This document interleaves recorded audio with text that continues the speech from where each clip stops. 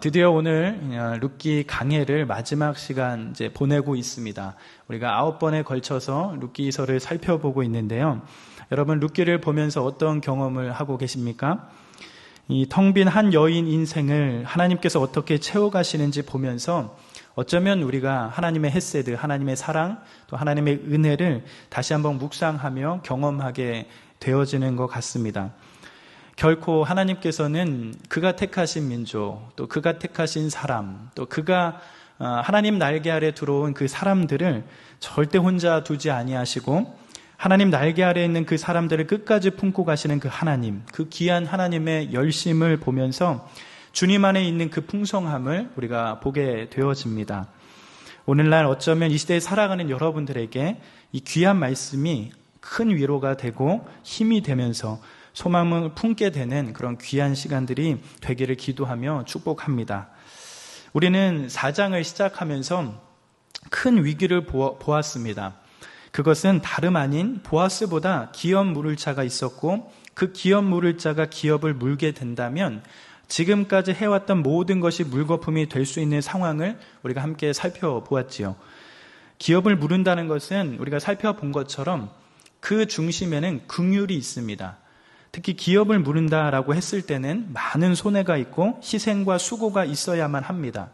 어쩌면 약자를 위한 그런 긍휼이 없다면 절대로 할 수 없는 것이 기업 물을 자의 모습인 것이죠.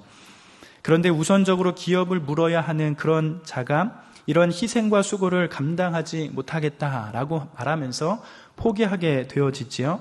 반면 보아스는 이 기업 물을 자의 어떠한 모습들을 다 감수해내면서 자신의 모든 것을 희생하고 수고할지라도 자신의 기업에 득이 되지 못할지라도 일일이 나오미와 룻의 그 인생을 함께 품게 되어지는 것을 보게 됩니다. 우리는 이 모습을 보면서 우리의 구원을 생각하게 되어지는 것이죠. 우리의 삶 가운데 찾아오신 그 주님의 은혜를 묵상하게 됩니다. 모든 희생을 감수하시고 모든 수고를 감수해내시며 특별히 자신이 모든 것을 쏟아내신 그 십자가의 사랑을 묵상하게 되는 것이죠. 이 위기는 그렇게 지나가고 결국 룻과 보아스는 결혼에 골인하게 됩니다. 그러면서 그 후에 어떤 일들이 일어나는가? 그리고 우리가 살펴봤던 것처럼 이 룻기서의 마지막 장은 어떻게 끝나는가? 그것이 오늘 본문에 시작되는 말씀이게 됩니다. 어떤 일들이 일어나지요? 우선 4장 11절 12절 말씀 우리 다시 한번 읽어봤으면 좋겠습니다. 같이 읽겠습니다. 시작.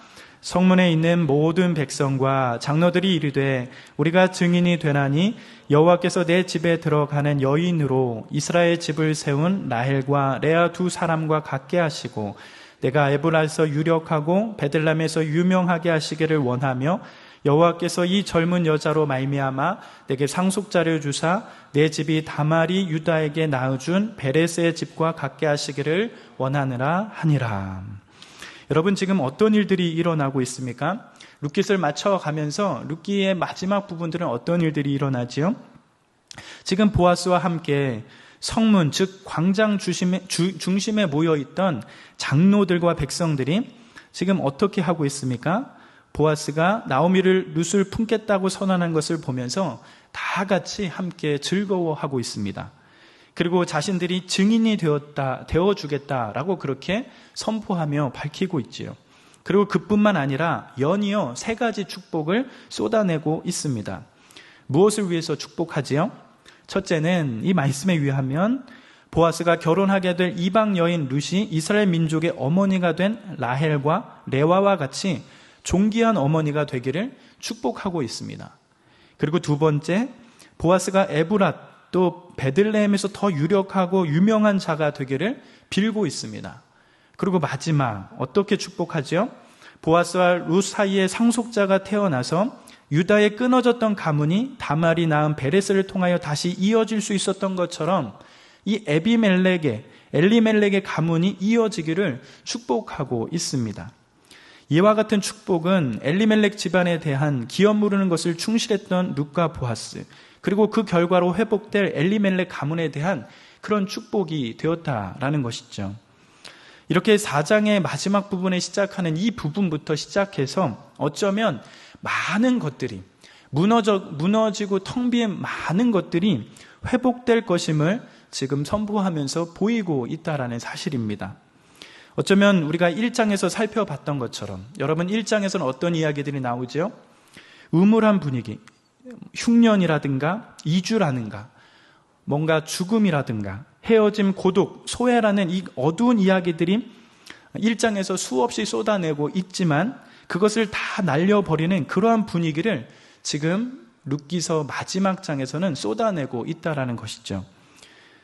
여전히 왜 그런 일들이 일어났는지 밝혀지지 않았지만, 그러나 절망스러웠던 그런 문제들, 아무런 소망이 없었던 그런 문제들, 희망이라고는 찾아볼 수 없었던 그런 이야기들이 지금 상황이 변하여서 눈이 녹듯 사라져버리고 있다는 그 사실을 보여주고 있습니다. 거기다가 희망을 말하는 그런 정점이 또 있습니다. 이어서 4장 13절 어떻게 또 밝히고 있죠? 우리 같이 한번 읽어보도록 하겠습니다. 4장 13절입니다. 시작. 이에 보아스가 룻을 맞이하여 아내로 삼고 그에게 들어갔더니 여호와께서 그에게 임신하게 하심으로 그가 아들을 낳은지라. 어쩌면 이 룻기서의 가장 정점인 것을 밝히고 있는 내용이라 생각이 듭니다. 희망과 회복의 정점을 드러내고 있는 것이죠. 드디어 보아스와 룻이 결혼하게 됩니다.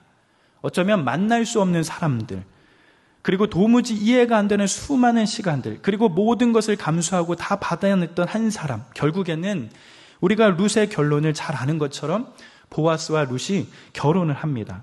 그리고 그뿐만 아니라 그 둘 사이에 누가 태어나지요? 아들이 태어나게 됩니다. 그런데 자세히 보면 그 중심에는 여러분 누가 있었습니까? 바로 여호와께서 그에게 임신하게 하심으로, 즉 그 중심에는 하나님의 적극적인 개입하심, 룻기 내내 있었던 것처럼, 룻기 내내 하나님께서 함께 하셨던 것처럼, 그리고 지금도 여전히 함께 하시는 그 하나님의 보이지 않는 손이 이 두 사람의 만남 가운데 더 복되게 그림을 그려내고 있다는 사실입니다. 여러분, 보아스는 늙었습니다. 그리고 룻은 이미 결혼하여 남편과 살았으나 아이를 낳을 수 없었습니다. 어쩌면 둘 다 자녀를 낳을 수 없는 그런 상태입니다. 그러나 그 두 사람 가운데 하나님께서는 그 사이를 뚫으시고 들어오셔서 그들에게 상속자를 주신 것입니다. 사랑하는 여러분, 우리가 룻기를 시작하면서 어떠했지요? 온통 저기압입니다. 죽음으로 인하여 모든 것이 망가졌지요. 또한 흉년으로 인하여 어쩔 수 없이 베들레헴으로, 또 베들레헴에서 모압으로 이주한 그 한 여인의 모습이 그려져 있습니다. 그런데 그 여인은 어떻게 됐지요? 안타깝게도 남편도 없고 두 아들도 죽음으로 보내버리는 그런 상황이 됐지요. 남편과 자녀의 사망으로 한 여인은 아무것도 할 수 없었습니다. 그런데 여러분, 하나님의 날개 아래 들어온 이 한 여인, 주변을 둘러봐도 희망이라고 찾아볼 수 없었던 이 여인을 여러분, 하나님께서는 어떻게 하셨죠? 바로 한 생명이 태어나는 것으로, 한 생명이 다시금 그 안에서 일어나는 것으로 반전의 모습으로 그렇게 이끌어 가셨다는 겁니다. 그의 며느리인 룻이 남편이 생기고 거기다가 자녀를 얻는 그런 기쁨이 일어납니다. 슬픔이 기쁨으로 바뀌고 죽음이 생명으로 바뀌는 그런 일들이 일어나고 있다는 것입니다. 사랑하는 여러분, 이러한 일들이 어떻게 일어날 수 있었을까? 결국에는 나오미가 룻이 한 일이 그렇게 많지 않다라는 것을 우리는 룻기를 보면서 내내 살펴보게 됩니다. 나오미와 룻이 한 일은 그렇게 많지 않지요. 결국에는 베들레헴으로 돌아와 만난 이 보아스, 자신들의 구속자가 되어줄 이 보아스를 끈질기게 잡는 것 말고는 이들이 한 것은 없습니다. 거기에 주님의 보이지 않는 손이 함께 하시면서 하나님의 날개 아래 들어온 그들을 보호하시고 개입하셔서 하나님의 작정하심 가운데 그분의 섭리대로 이끌어 가신 것이지요. 중요한 것은, 우리가 기억해야 할 것은 이 룻과 나오미가 무엇을 잡아야 하는지 알았던 것처럼, 그들의 영원한 안식이 어디에 있는지 알았던 것처럼 수많은 장애물과 넘어야 하는 여러 가지 상황들이 있었지만 그럼에도 불구하고 포기하지 않고 믿음을 드리며 보아스를 잡았던 것처럼 우리의 인생도 그래야 할 줄 믿습니다. 정말 나에게 생명을 줄 수 있는 곳은 어디인지, 정말 진리가 어디에 있는지, 내가 다른 것은 다 포기해도 이것만큼은 포기할 수 없다라는 심정을 가지고 믿음을 들여가는 것이 중요하다라는 것이죠. 그러한 것에 우리는 하나님의 일하심을 경험하게 되며 하나님의 은혜를 누리게 되어지는 것입니다. 사랑하는 여러분, 어쩌면 이 세상의 모든 것들은 우리에게 풍성함을 가져다 줄 수 있는 것처럼 보이지만 결국엔 이 세상의 모든 것들은 우리 안에 풍성함을 가져다 주지 못합니다. 어쩌면 우리가 눈에 보이는 이 모든 것들은 잠시 잠깐은 우리를 부유하게 하고 풍성하게 만드는 것 같지만 결국에는 없어지고 사라지는 것들이지요. 우리가 눈에 보이는 모든 것들은 다 그러한 것입니다. 영원한 것이 없어요. 영원한 것이 없습니다. 사랑하는 여러분, 우리는 그렇다면 어디에 눈을 돌리며 우리의 마음을 들이며 정말 우리가 잡아야 하는 것은 무엇인지, 그것에 분명히 세우고 그렇게 우리에게 주어진 인생을 살아가야 할 줄 믿습니다. 이 세상은 다 변해도 여러분, 변하지 않는 것은 무엇일까요? 변하지 않는 것은 무엇이죠? 그것은 주님의 말씀입니다. 풀은 마르고 꽃은 시드나 주의 말씀은 영원하다. 그런 말씀 있죠. 이 세상의 모든 것들은 우리의 생명과 구원으로 인도할 수 없지만 하나님의 말씀은 우리에게 구원을 가르쳐다 줍니다. 진리가 무엇인지, 생명이 무엇인지 그것을 가르쳐 주시오. 우리가 분명히 잡아야 할 것, 우리가 구하고 찾고 엎드려야 할 곳이 무엇인지, 어디인지 분명히 알아가면서 그렇게 주님 안에 풍성한 삶을 살아가는 그러한 삶이, 그러한 모습이 우리의 삶이 되길 간절히 원합니다. 그러면서 여러분, 또 어떠한 일들이 일어나지요? 룻의 결론이 어떻게 마무리되어 가고 있습니까? 우리 4장 14절과 17절 말씀 같이 한번 봤으면 좋겠습니다. 같이 한번 읽어보겠습니다. 시작. 여인들이 나옴에게 이르되 찬송할지로다. 여호와께서 오늘 내게 기업 물을 자가 없게 하지 아니하셨도다. 이 아이의 이름이 이스라엘 중에 유명하게 되기를 원하노라. 이는 내 생명의 회복자이며 내 노년의 봉양자라. 곧 너를 사랑하며 7 아들보다 귀한 내 며느리가 낳은 자로다 하니라. 나오미가 아기를 받아 품에 품고 그의 양육자가 되니 그의 이웃 여인들이 그에게 이름을 지어주되 나오미에게 아들이 태어났다 하여 그의 이름을 오벳이라 하였는데 그는 다윗의 아버지인 이새의 아버지였더라. 여러분, 13절에 지금 룻은 보아스와 결혼하여 아들을 낳았습니다. 어쩌면 룻기서의 최고의 정점이다라고 이야기했죠. 어쩌면 일상적인 것이라면 또 우리가 기대하는 것은 이런 상황 가운데 할머니인 나오미의 반응이나 엄마 룻의 반응, 그리고 남편이 된 보아스의 반응들이 나오는 것이 정상적인 모습일 겁니다. 그런데 여러분, 14절 우리가 읽었던 이 부분들을 보면 어떻지요? 가족들의 반응, 즉 나오미, 룻, 보아스의 반응이 잘 나오고 있습니까? 자세히 보면 누구의 반응이 나오는 것이죠? 가족들의 반응보다 베들레헴에 있는 여인들의 반응, 그들의 합창이 나오고 있다는 것을 알 수 있습니다. 그리고 여기서 더 나아가 보통 아이를 낳으면 아이의 이름을 누가 짓게 되어지지요? 즉 엄마나 아빠, 양육자가 될 사람들이 짓게 됩니다. 그런데 지금 룻기의 마지막 부분을 보니 지금 보아스와 룻이 낳은 아이의 이름을 짓는데 누가 이름을 짓게 되는 것이죠? 바로 베들레헴에 있는 여인들이 짓고 있다라는 것입니다. 이것은 무엇을 나타내고 있는 걸까요? 이렇게 갑자기 등장해서 이름을 짓고 있는 이 여인들은 여러분 누구일까요? 우리는 룻기를 가만히 살펴보면 구조적으로 이런 모습을 볼 수 있는데 1장과 4장이 비슷하면서 대칭이 되는 구조를 볼 수 있습니다. 더 쉽게 생각한다면 1장과 4장이 미묘하게 닮았고 또한 1장에서 제기된 문제가 4장에서 풀려지거나 또한 1장에서 등장했던 인물이 4장에 다시 등장해서 마무리가 되는 구조를 볼 수 있습니다. 즉 1장과 4장이 대칭이 된다는 것이죠. 즉 이렇게 4장의 결론 부분에서 등장하는 이 여인들, 보아스와 룻이 결혼하여 낳은 아들을 보면서 이렇게 기뻐하며 이름을 짓고 있는 이 여인들은 사실 1장에서 등장한 여인들이었습니다. 여러분 1장을 보면 이 여인들은 이방 땅에서 돌아온 나오미를 향해요 어떻게 말했지요? 이가 나오미냐 하면서 망가진 나오미의 인생을 보면서 뭔가 책망을 하는 듯한 느낌을 주고 있는 여인들로 1장에서 나왔습니다. 그런 여인들 앞에 나오미 자신은 마라라고 밝히면서 그의 인생이 얼마나 망가졌는지 드러나게 되어지는 것이죠.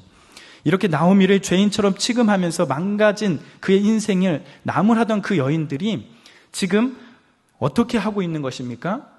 룻의 그 모습을 보면서 또 보아스와 룻이 결혼해서 낳은 그 아이를 보면서 찬양하고 기뻐하며 심지어 이름까지 짓고 있다라는 사실입니다. 결국엔 이것은 무엇을 나타내고 있는 걸까요?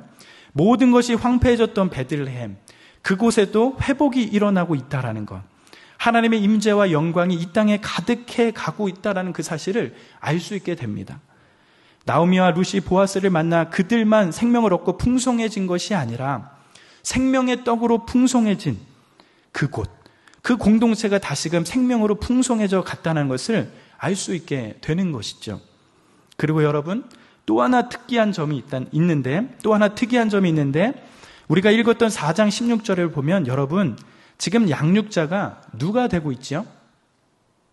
양육자가 누구로 나와 있습니까? 그렇죠. 나오미가 아기를 받아 품에 품고 그의 양육자가 되었다라고 말씀해 가고 있습니다. 여러분, 자세히 생각해 보면 지금 아기를 엄마가 아닌 누가 지금 안고 있는 것입니까? 할머니인 나오미가 안고 있습니다.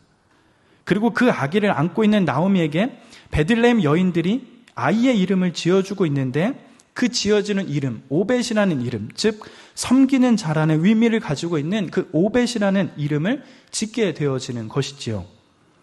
사랑하는 여러분, 제가 룻기를 시작하면서 질문을 하나 드린 것이 있습니다. 여러분, 룻기의 주인공이 누구일까? 그런 질문을 드렸지요. 그 질문 앞에 우리가 누구라고 답을 했지요? 나오미다라고 그렇게 이야기를 했었습니다. 즉, 한 여인의 텅 빈 인생에서 시작해서 한 여인의 풍성함으로 마치는 것이 이 룻기의 모습이다라고 하면서 그 중심에 나오미가 있다라고 말씀을 드렸지요. 여러분, 모든 것이 다 없어지고 텅 비어버린 이 나오미의 인생이 룻기 마지막 장에 오면서 여러분 어떻게 결론이 되어지고 있는 것이죠? 그 결과가 어떠합니까? 룻기 1장 5절에서 보면 이렇게 말씀합니다. 말론과 기론 두 사람이 다 죽고 나오미는 두 아들과 남편 뒤에 남았더라. 이렇게 1장이 시작해 가요. 그런데 여러분, 오늘 4장 마무리가 되어 가는 가운데 이 나오미의 삶을 어떻게 표현하고 있죠? 방금 4장 16절처럼 나오미가 아기를 받아 품에 품고 그의 양육자가 되니 라고 하면서 마무리해 가고 있다는 거예요. 분명하게 새로 태어난 생명, 그 생명의 양육자가 룻이 아니라 나오미임을 밝혀가고 있다는 사실입니다. 사랑하는 여러분, 나오미는 남편이 죽고 또한 그의 아들인 말론과 기론 두 아들이 죽어가는 그 남편과 아들을 죽어갔을 때 어떻게 했을까요? 보통의 사람이면 가슴으로 그 죽은 사람들을 묻었을 겁니다. 사랑하는 사람만큼 먼저 보내는 것은 얼마나 가슴 아픈 일인지, 이러한 죽음을 우리가 맞닥뜨리면 우리는 땅에 그 사람을 묻는 것이 아니라 가슴에 그 사람을 묻게 되는 것이죠. 나오미의 인생도 그러했을 겁니다. 사랑하는 남편이 갑자기 죽습니다. 뿐만 아니라 사랑하던 그 아들마저도 죽게 됩니다. 마지막 호흡을 하며 식어가는 그 모습을 보면서 정말 가슴이 무너지는 그런 상황이 되었을 겁니다. 나오미는 모든 것을 잃고 통곡을 하지요. 아무것도 없는 곳에서 홀로 남겨져 어쩌면 수일 동안 울면서 밤을 지새웠을 겁니다. 죽은 그 사람을 생각하면서 마음에 그 사람을 묻는 그런 일들을 보냈을 것이죠. 그런데 그러한 가슴에, 그러한 마음에 차갑게 식어있던 그 나오미 품에 이제는 무엇이 안겨 있는 것입니까? 무엇이 안겨 있죠? 바로 뜨거운 생명을 가진, 숨을 쉬고 있는 그러한 손자, 아들이 그의 품 안에서 안겨 있는 것입니다. 텅 빈 나오미의 마음이 이 아들 손자를 품에 안을 때 상상할 수 없는 그 무언가로 채워졌을 것이죠. 스스로 말하라 부르던 그 인생이, 때로는 늙은 과부요 한 자락의 소망도 볼 수 없었던 그의 인생이 어쩌면 지금 갓난 아기를 안고 기뻐하면서 감사와 찬송이 터져 나오는 그런 상황이 되어가고 있습니다. 혼자만 기뻐한 것이 아니라 그 옆에 있던 베들레헴 온 동네가, 온 여인들이, 모든 사람들이, 정죄받았던 그의 인생이 이제는 모든 사람들이, 온 동네가 그를 찬송하고 축복하며 그를 높이고 있다라는 것이죠. 모든 것이 다 바뀌었습니다. 모든 상황이 역전이 됐지요. 사랑하는 여러분, 이 모습을 보면서 우리는 무엇을 경험할 수 있을까요? 우리 주님은 고통의 주변만 만지시는 분이 아니십니다. 우리 하나님은 말로만 너 참 불쌍하다, 그렇게 말씀하시는 분이 아닌 것이죠. 또한 얼마의 위로금을 전달하고 깊이 돌아서 가버리는 그런 분도 아니시란 겁니다. 그분은 고통과 슬픔을, 그 중심을 만지시고 눈물의 근원을 치료하시고 회복해 하시는 분이 하나님이신 겁니다. 아들을 잃어 우는 그 엄마에게 아들을 살려 안겨주시는 분이 바로 하나님이시라는 거예요. 죽음에 이르렀던 그곳에서 다시금 생명이 움트는 것을 보게 하시는 분이 하나님이란 겁니다. 가장 큰 텅 빈 것이 무엇인지 그것을 아셔서 어쩌면 오히려 무엇으로 그 텅 빈 것을 채울 수 있는지 그것을 알고 계신 분이 하나님이시다, 그렇게 말씀해 가고 있는 것입니다. 사랑하는 여러분, 여러분의 삶이 이렇게 정말 아프고 힘드십니까? 정말 일이 잘 안 풀리고 때로는 답답하고 아무것도 없는 것 같이 느껴지는 그러한 시간들을 여러분 지금 보내고 계십니까? 도저히 힘이 안 나고 희망도 안 보이고 기쁨이 영원히 오지 않을 것 같은 그런 시간들을 여러분 보내고 계십니까? 여러 상황들을 생각하며 여전히 두려워서 낭망하고 있는 그런 시간들을 여러분 보내고 계십니까? 여러분, 중요한 것은 그럴 때마다 우리가 말씀을 의지하여 믿음의 자리로 돌아오는 것이 중요합니다. 이럴 때일수록 우리 아버지 되신 하나님이 계심을 확인해야 합니다.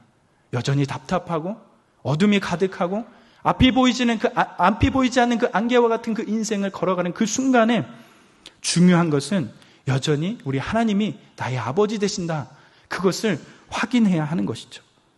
우리 주 예수 그리스도는 이 모든 상황 가운데서도 우리에게 신실하게 찾아오시는 하나님이신 줄 믿어야 하는 것입니다. 우리를 부르시고 나를 창조하시고 이 모든 세계를 창조하셔서 여전히 만지고 계신 그분이 우리 하나님 아버지이심을 믿어야 하는 것입니다. 나오미의 텅 빈 인생, 마라라고 부를 수밖에 없는 그 인생이 이제 다시금 새롭게 되었습니다. 죽음밖에 없었던 그 인생이 생명이 움트는, 생명이 뛰고 있는 그 인생으로 변해가고 있습니다. 그러면서 여러분, 이 룻기가 어떻게 마무리 또 되어가고 있죠? 우리 마지막 한 부분을 더 보고 마무리하면 좋겠습니다. 우리 4장 18절에서 22절의 말씀입니다. 우리 같이 한번 읽어볼까요? 시작. 베레스의 계보는 이러하니라. 베레스는 헤스롯을 낳았고 헤스롯은 람을 낳았고 람은 아비나단을 낳았고 아비나단은 나손을 낳았으며 나손은 살못을 낳았고 살마는 보아스를 낳았고 보아스는 오벳을 낳았고 오벳은 이새를 낳고 이새는 다윗을 낳았더라. 여러분, 지금 룻기는 무엇으로 맞춰가고 있죠? 특이하게 하나의 족보를 밝히면서 마무리해가고 있습니다. 세세히 보지 않아도 중요한 것은 지금 태어난 오벳 이후에 어떤 족보로 이어지고 있다는 것입니까? 바로 하나님 마음에 합한 자, 즉 다윗까지 이어지고 있다는 것을 볼 수 있습니다. 결국엔 여러분, 이 다윗을 통하여 누가 태어나게 되지요? 바로 이 땅에 육신을 입고 오시는 예수 그리스도께서 나시는 것을 볼 수 있게 되지요. 여러분, 우리가 룻기를 살펴보면서 제일 처음 룻기의 배경을 이야기한 적이 있습니다. 여러분, 룻기의 시대적 배경이 어떠하다고 말씀했죠? 룻기 1장 1절에 말하는 것처럼 사사들이 치리하던 때, 그때 룻기가 등장하게 됩니다. 즉 이스라엘의 왕이 없어서 어쩌면 가장 혼란스럽고 제일 절망적인 그런 시대, 각자의 소견에 옳은 대로 행하여 수많은 죄악들이 쏟아지는 그런 시대입니다. 그런데 지금 여기 작은 동네 베들레헴 늙은 과부 나오미의 품에 누가 있는 것이죠?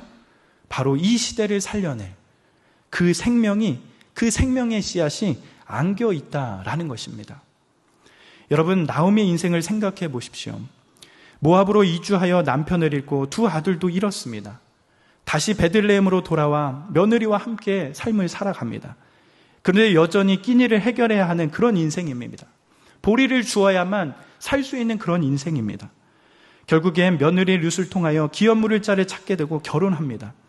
이런 이야기가 어쩌면 대단한 이야기 같지만 그렇다고 놀라운 이야기는 아닙니다. 작은 시골에 일어날 그런 흔한 이야기는 아니지만 그렇다고 오랫동안 회자가 될 만한 대단한 이야기는 아닙니다.